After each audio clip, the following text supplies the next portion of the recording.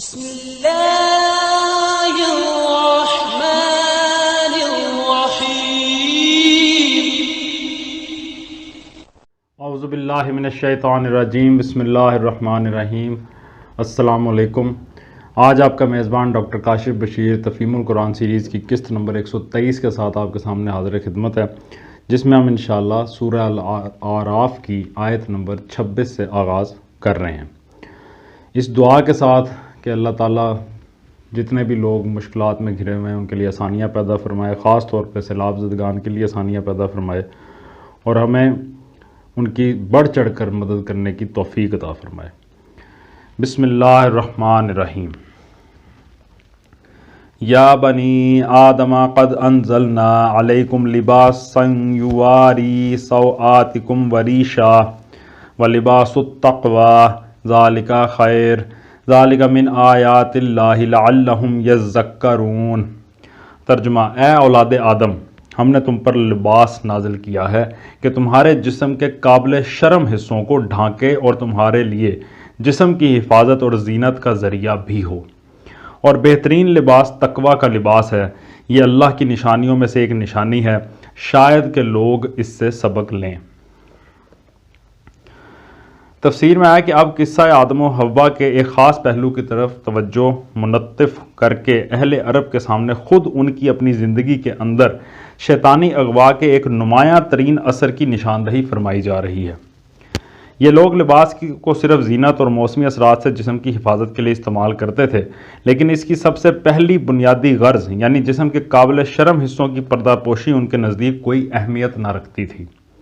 انہیں اپنے ستر دوسروں کے سامنے کھول دینے میں کوئی باک نہ تھا۔ برہنہ منظر عام پر نہا لینا، راہ چلتے قضائے حاجت کے لیے بیٹھ جانا، ازار کھل جائے تو ستر کے بے پردہ ہو جانے کی پرواہ نہ کرنا ان کے شب و روز کے معمولات تھے۔ اس سے بھی بڑھ کر یہ کہ ان میں سے بکثرت لوگ حج کے موقع پر کعبہ کے گرد برہنہ طواف کرتے تھے، اور اس معاملے میں ان کی عورتیں ان کے مردوں سے بھی کچھ زیادہ بے حیا تھیں۔ ان کی نگاہ میں یہ ایک مذہبی فعل تھا اور نیک کام سمجھ کر وہ اس کا ارتکاب کرتے تھے۔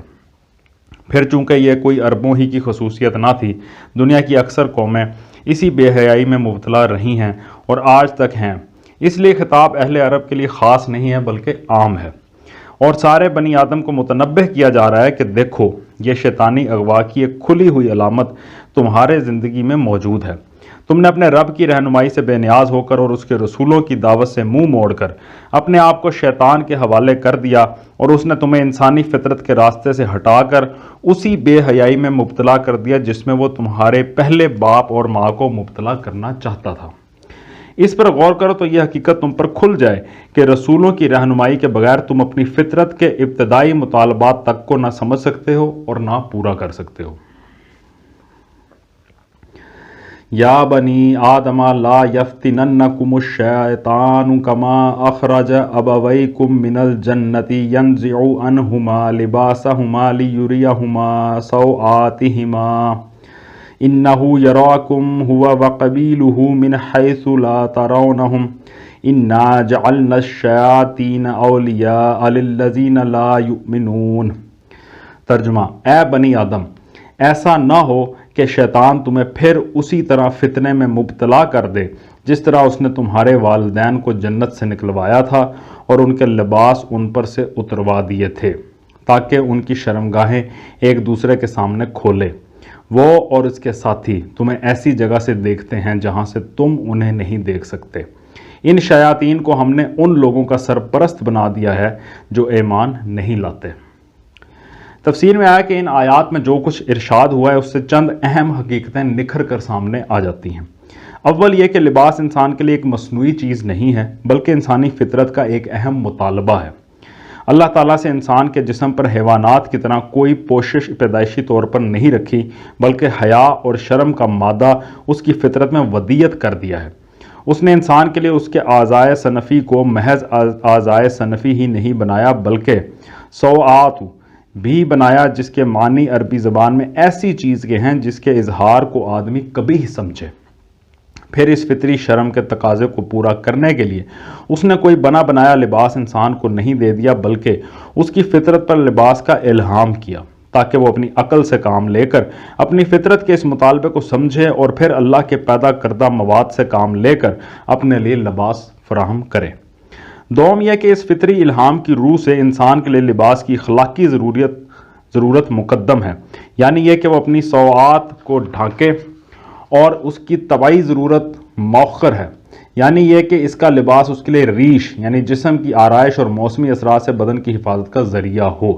اس باب میں بھی فطرتاً انسان کا معاملہ حیوانات کے برعکس ہے۔ ان کے لیے پوشش کی اصل غرض صرف اس کا ریش ہونا ہے، یا رہا اس کا سطر پوش ہونا تو ان کے اعضائے صنفی سرے سے سوآت ہی نہیں ہیں کہ انہیں چھپانے کے لیے حیوانات کی جبلت میں کوئی داعیہ موجود ہوتا اور اس کا تقاضا پورا کرنے کے لیے ان کے اجسام پر کوئی لباس پیدا کیا جاتا۔ لیکن جب انسانوں نے شیطان کی رہنمائی قبول کی تو معاملہ پھر الٹ گیا۔ اس نے اپنے ان شاگردوں کو اس غلط فہمی میں ڈال دیا کہ تمہارے لیے لباس کی ضرورت بعینی ہی وہی ہے جو حیوانات کے لیے ریش کی ضرورت ہے۔ رہا اس کا سوآت کو چھپانے والی چیز ہونا تو یہ قطعاً کوئی اہمیت نہیں رکھتا، بلکہ جس طرح حیوانات کے اعضائے سوآت نہیں ہیں، اسی طرح تمہارے یہ اعضاء بھی سوآت نہیں، محض اعضائے صنفی ہی ہیں۔ سوم یہ کہ انسان کے لیے لباس کا صرف ذریعہ سطر پوشی اور وسیلہ زینت و حفاظت ہونا ہی کافی نہیں ہے، بلکہ فی الحقیقت اس معاملے میں جس بھلائی تک انسان کو پہنچنا چاہیے وہ یہ ہے کہ اس کا لباس تقوی کا لباس ہو، یعنی پوری طرح ساتر بھی ہو، زینت میں بھی حد سے بڑا ہوا ہو، یا آدمی کی حیثیت سے گرا ہوا نہ ہو، فخر و غرور اور تکبر و ریا کی شان لیے ہوئے بھی نہ ہو، اور پھر ان ذہنی امراض کی نمائندگی بھی نہ کرتا ہو جن کی بنا پر مرد زنانہ پن اختیار کرتے ہیں، عورتیں مردانہ پن کی نمائش کرنے لگتی ہیں، اور ایک قوم دوسری قوم کے مشابہ بننے کی کوشش کر کے خود اپنی ذلت کا زندہ اشتہار بن جاتی ہے۔ لباس کے معاملے میں اس خیر مطلوب کو پہنچنا تو کسی طرح ان لوگوں کے بس میں ہے ہی نہیں جنہوں نے انبیاء علیہم السلام پر ایمان لا کر اپنے آپ کو بالکل خدا کی رہنمائی کے حوالے نہیں کر دیا ہے۔ جب وہ خدا کی رہنمائی تسلیم کرنے سے انکار کر دیتے ہیں تو شیاطین ان کے سرپرست بنا دیے جاتے ہیں۔ پھر یہ شیاطین ان کو کسی نہ کسی غلطی میں مبتلا کر کے ہی چھوڑتے ہیں۔ چہارم یہ کہ لباس کا معاملہ بھی اللہ کی ان بے شمار نشانیوں میں سے ایک ہے جو دنیا میں چاروں طرف پھیلی ہوئی ہیں اور حقیقت تک پہنچنے میں انسان کی مدد کرتی ہیں، بشرطے کہ انسان خود ان سے سبق لینا چاہے۔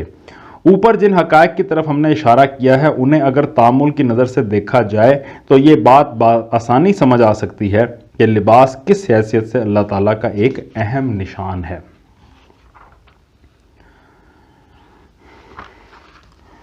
وَإِذَا فَعَلُوا فَاحِشَةً قَالُوا وَجَدْنَا عَلَيْهَا آبَاءَنَا وَاللَّهُ أَمَرَنَا بِهَا قُلْ إِنَّ اللَّهَ لَا يَأْمُرُ بِالْفَحْشَاءِ أَتَقُولُونَ عَلَى اللَّهِ مَا لَا تَعْلَمُونَ۔ ترجمہ: یہ لوگ جب کوئی شرمناک کام کرتے ہیں تو کہتے ہیں ہم نے اپنے باپ دادا کو اسی طریقے پر پایا ہے اور اللہ ہی نے ہمیں ایسا کرنے کا حکم دیا ہے۔ ان سے کہو اللہ بے حیائی کا حکم کبھی نہیں دیا کرتا۔ کیا تم اللہ کا نام لے کر وہ باتیں کہتے ہو جن کے متعلق تمہیں علم نہیں ہے کہ وہ اللہ کی طرف سے ہیں؟ تفسیر میں آیا کہ اشارہ ہے اہل عرب کے برہنہ طواف کی طرف جس کا ہم اوپر ذکر کر چکے ہیں۔ وہ لوگ اس کو ایک مذہبی فعل سمجھ کر کرتے تھے اور ان کا خیال تھا کہ خدا نے یہ حکم دیا ہے۔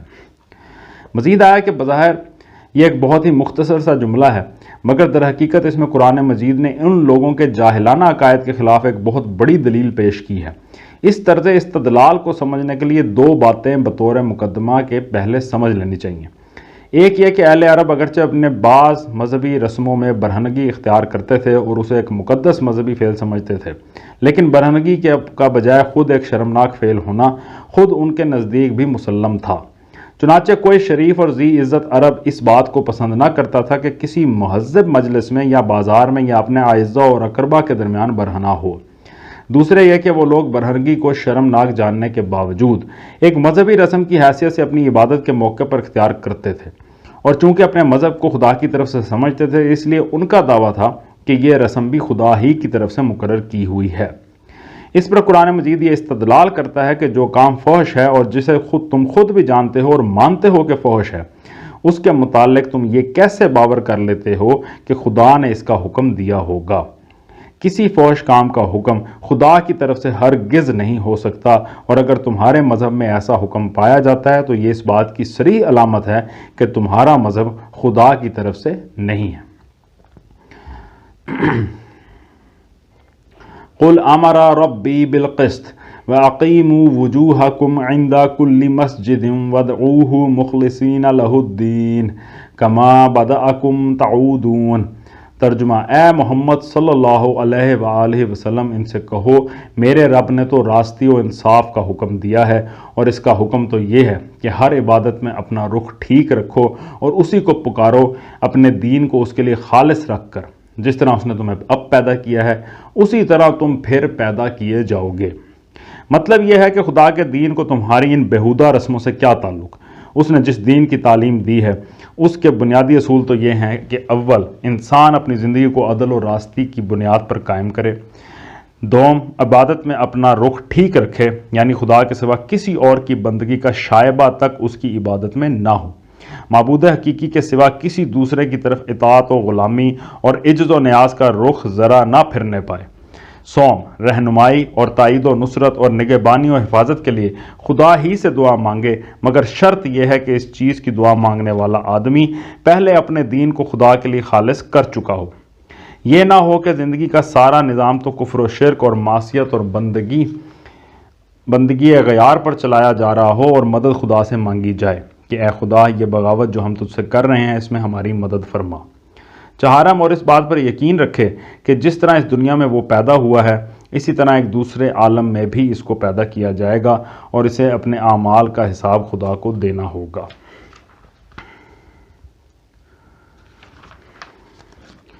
فریقاً ہدا و فریقاً حق علیہم الضلالہ انہم اتخذوا الشیاطین اولیاء من دون اللہ ویحسبون انہم مہتدون۔ ترجمہ: ایک گروہ کو تو اس نے سیدھا راستہ دکھا دیا ہے، مگر دوسرے گروہ پر گمراہی چسپاں ہو کر رہ گئی ہے، کیونکہ انہوں نے خدا کے بجائے شیاطین کو اپنا سرپرست بنا لیا ہے اور وہ سمجھ رہے ہیں کہ ہم سیدھی راہ پر ہیں۔ یا بنی آدم خذوا زینتکم عند کل مسجد وکلوا واشربوا ولا تسرفوا انہ لا یحب المسرفین۔ ترجمہ: اے بنی آدم، ہر عبادت کے موقع پر اپنی زینت سے آراستہ رہو اور کھاؤ پیو اور حد سے تجاوز نہ کرو، اللہ حد سے بڑھنے والوں کو پسند نہیں کرتا۔ ہر عبادت کے موقع پر اپنی زینت سے آراستہ رہو۔ تفسیر میں آیا یہاں زینت سے مراد مکمل لباس ہے۔ خدا کی عبادت میں کھڑے ہونے کے لیے صرف اتنا ہی کافی نہیں ہے کہ آدمی محض اپنا ستر چھپا لے، بلکہ اس کے ساتھ یہ بھی ضروری ہے کہ حسب استطاعت وہ اپنا پورا لباس پہنے جس میں ستر پوشی بھی ہو اور زینت بھی۔ یہ حکم اس غلط رویے کی تردید کے لیے ہے جس پر جہلاء اپنی عبادتوں میں عمل کرتے رہے ہیں اور آج تک کر رہے ہیں۔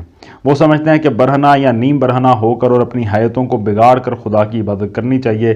اس کے برعکس خدا کہتا ہے کہ اپنی زینت سے آراستہ ہو کر ایسی وضع میں عبادت کرنی چاہیے جس کے اندر برہنگی تو کیا، ناشائستگی کا بھی شائبہ تک نہ ہو۔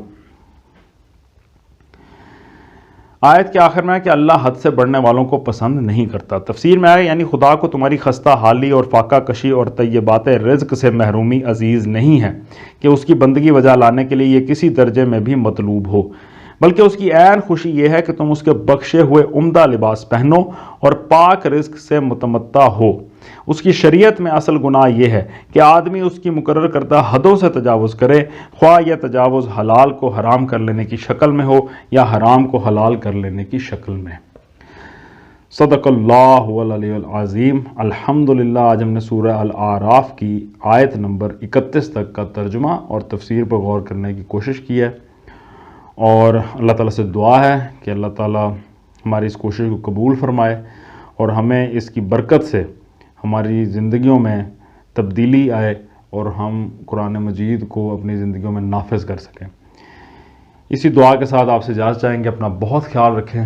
آپ لوگوں کا بہت بہت شکریہ۔ اللہ حافظ۔